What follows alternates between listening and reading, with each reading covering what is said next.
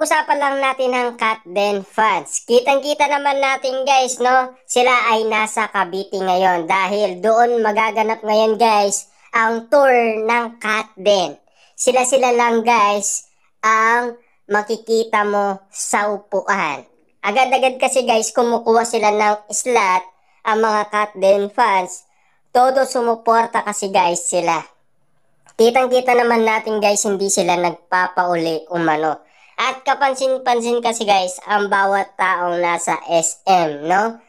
Kasi guys, alam naman natin, linggo ngayon, 'di ba? Naanin mo talaga guys, may free time ang maraming taong pwedeng pumunta sa Cavite.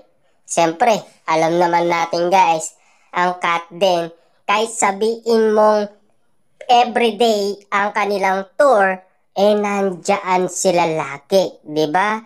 Parang hindi talaga sila guys napapagod umano sa kakapanood guys sa Katden. Kahit na guys sa kanilang post umano sa social media, hindi daw sila magsasawang tignan at panoorin ang lumang movie ni Catherine Bernardo at Alden Richard. Dahil siyempre guys, fans na fans sila ni Alden Richard at Catherine Bernardo. Magsasawa ba sila? Magiging Katden fans ba sila? Kung hindi nila idolo sina Alden Richard at Catherine Bernardo. 'Di ba?